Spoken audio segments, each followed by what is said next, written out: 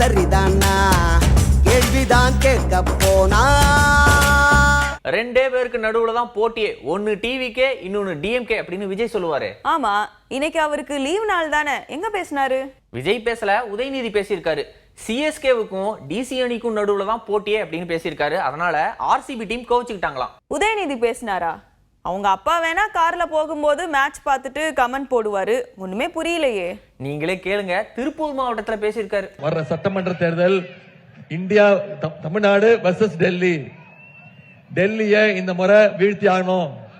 நான் இன்னைக்கு இவ்வளவு திட்டங்கள் சொன்னேன்ல, யோசிச்சு பாருங்க. இதுக்கெல்லாம் ஒன்றிய பாஜக அரசு எந்த விதத்திலேயாவது நமக்கு உதவி இருக்கா?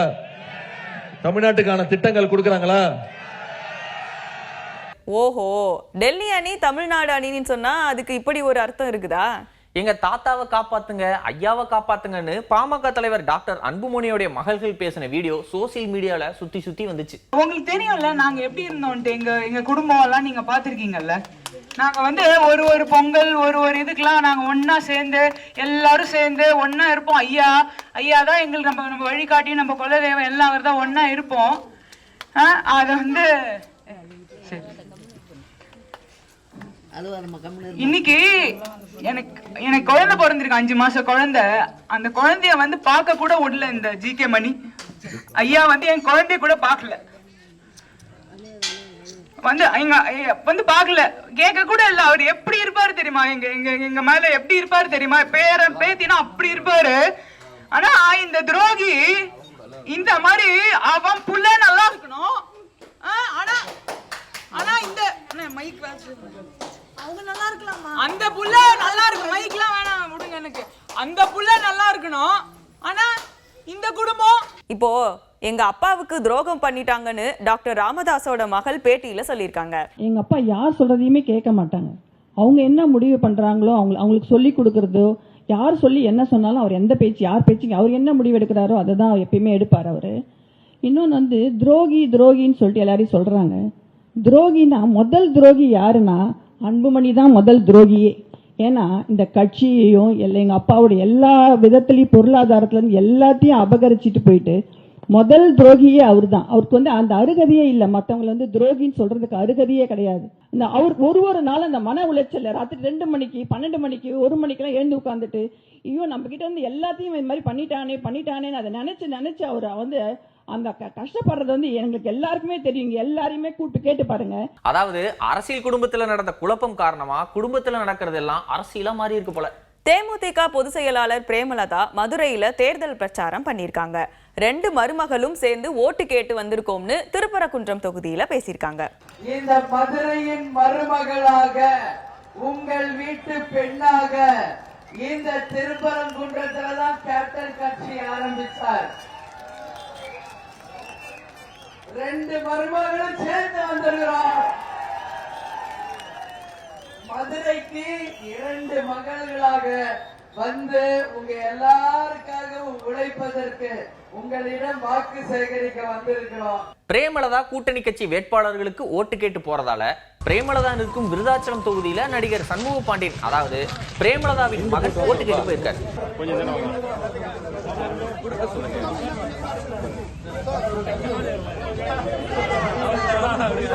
திருவிழா காலம் வந்தாலே பூக்களோட விலையெல்லாம் அப்படியே கூடிரும். இது கோவில் திருவிழா இல்ல, தேர்தல் திருவிழா. ஆனாலும் பூக்களை அள்ளி அள்ளி கொட்டுறாங்களே. ஆமா, நானும் ஆவடியில பார்த்தேன். ஆனா ஒரு டவுட், அங்க வந்திருக்கிறது பாஜக வேட்பாளர். அப்ப தாமரை பூக்கள் எல்லாம் கொட்டி இருக்கலாமே.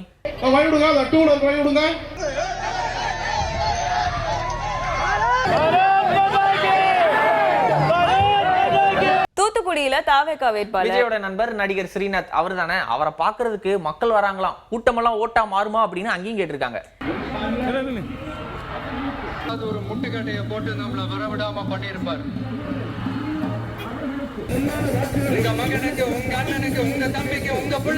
முதலமைச்சர் ஸ்டாலின் வாக்கிங் போகும்போது ஒரு நாள் நெசவு நெய்தாரு. அதை அப்படியே ஃபாலோ பண்ணி பரமக்குடி அதிமுக வேட்பாளர் முத்தையா நெசவு நெய்து ஓட்டு கேட்டிருக்காரு.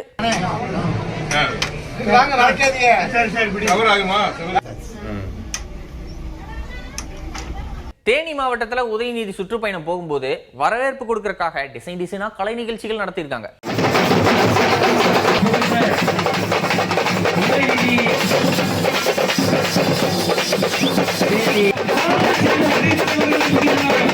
இந்தியாவினுடைய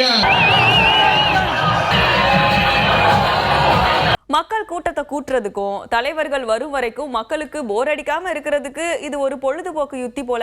ஆனா திருப்பூர்ல உதயநிதி ஸ்டாலினுக்கு வேற மாதிரி வரவேற்பு கிடைச்சிருக்கு. அதாவது கருப்பு கொடி வரவேற்பு. ஆமா, அவங்க தலைவர் ஸ்டாலின் 3 நாளைக்கு கருப்பு கொடி ஏத்தணும்னு சொல்லியிருக்காரு. தலைவர் சொன்னா செய்யாம இருப்பாங்களா? ஹலோ, இது அந்த கருப்பு கொடி இல்ல. திருப்பூர் விவசாயிகள் உதயநிதிக்கு எதிர்ப்பு தெரிவிச்சு கருப்பு கொடி காட்ட முயற்சி பண்ணியிருக்காங்க. கடந்த 2-3 வருஷமா போராடிட்டு இருக்கிறோம். இப்ப கடந்த நாடாளுமன்ற தேர்தலின் போது உதயநிதி ஸ்டாலின் அவர்கள் தாராபுரத்தில் பரப்புரை செய்யும் பொழுது இந்த பிரச்சனை வந்து நாடாளுமன்ற தேர்தல் முடிஞ்சது தீர்த்து வைக்கப்படும் வாக்குறுதி அளித்திருக்காரு. ஆனா 2 வருஷம் ஆகி இன்னும் எந்த நடவடிக்கையும் இல்லை. அதனால மீண்டும் பரப்புரைக்கு வர்ற உதயநிதி ஸ்டாலினை கண்டித்து இந்த கருப்பு கொடி ஏற்பாட்டை நாங்கள் நடத்துகிறோம். ஆனா அதையும் நம்ம கணக்குல எழுதுங்கன்னு ஒரு செல்ஃபி எடுத்திருந்தா நல்லா இருந்திருக்கும். பறந்து பறந்து தேர்தல் பிரச்சாரம் கேள்விப்பட்டிருக்கீங்களா?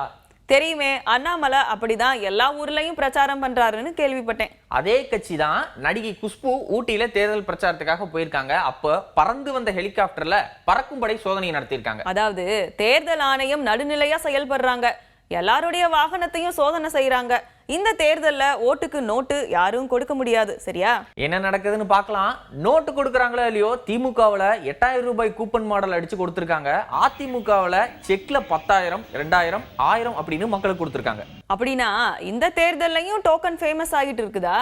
ஆனா தேர்தல் ஆணையம் அப்படியெல்லாம் கொடுக்க கூடாதுன்னு தடுத்து கேஸ் போட்டிருக்காங்களாம். சேலத்துல ஆத்தூர்ல மக்களுக்காக சேவை செய்ய காய்கறி விற்பனை செஞ்சு ஓட்டு கேட்ட அதிமுக வேட்பாளர்கள் அங்குள்ள மக்களே உதவி பண்ணியிருக்காங்க. ஒருத்தருக்கு ஒருத்தர் உதவியா இருக்கிறது தானே மனிதாபிமானம்.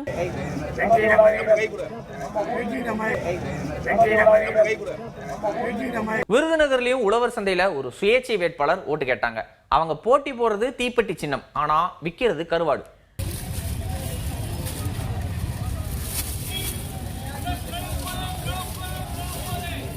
கரூர் குளித்தலையில திமுக வேட்பாளர் ஆட்டோ ஓட்டுறாரு, குதிரையில வராரு, விழுந்து விழுந்து வித்த காட்டி ஓட்டு கேட்கிறாரு.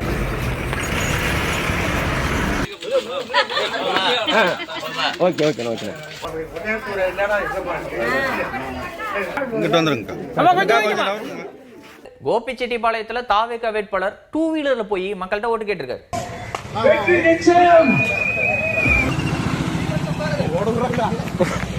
மன்னார்குடி தாவேகா வேட்பாளர் கபடி ஆடி அப்படியே வாக்காளர்களை கவர்ந்து ஓட்டு கேட்கிறாரு.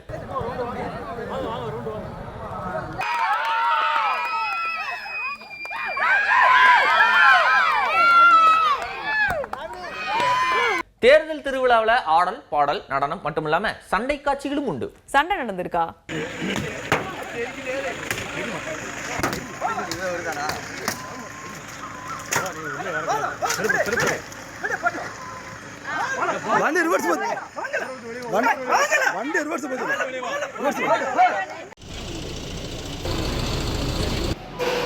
சரி, தலைவர்கள் சிறப்புரை, சிறப்பு காட்சிகள் அதையெல்லாம் பார்க்கலாமா? பிரச்சாரத்தில் இருக்க தம்பி உதயநிதி ஒரு போட்டோவை காமிச்சு ஊரா பார்த்துட்டு இருக்கீங்க. நீங்க ஏன் பழனிசாமியோட அந்த பர்ஃபார்மன்ஸை லைவ்லயே நீங்க எல்லாரும் டிவியில பார்த்துருக்கீங்க. அம்மையார் சசிகலா காலில் விழுந்து அவருடைய காலை வாரி விட்டு துரோகத்தை செஞ்சவர். இப்போ ஒட்டுமொத்த தமிழ்நாட்டுக்கும் துரோகம் செஞ்சுட்டு இருக்கிறார். என்னென்ன பொய் பித்தலாட்டம், எப்படியோ ஜெயிக்க வேணும், மக்களை குழப்ப வேணும், அவதூறு பிரச்சாரத்தை தினந்தோறும் மூட்டை மூட்டையா அழுத்து விட்டு இருக்கார். திரு ஸ்டாலின் அவர்களே, நீங்க எத்தனை அவதாரம் எடுத்தாலும் அதை முறியடிக்கக்கூடிய சக்தி அண்ணா திமுக கூட்டணிக்கு இருக்குது. நான் பேசுறது உண்மைதானே? பெண்களுக்கு ஓசி பஸ், ஆண்களுக்கு ஓசி பஸ், நோ ஓசி பஸ், ஒன்லி ஏசி பஸ். காசு கொடுத்து போ, தரமான சாலை தருவேன். எந்த கொம்ப வந்தாலும் சரி, என் வெற்றியை எவனாலையும் தடுக்க முடியாது. நன்றி நண்பர்களே. இன்னும் பல சுவையான செய்திகளோட நாளைக்கு உங்களை சந்திக்கிறோம். நன்றி, வணக்கம். அரசியல் இதுதானா, நடப்பது சரிதானா, கேள்விதான் கேட்க போனா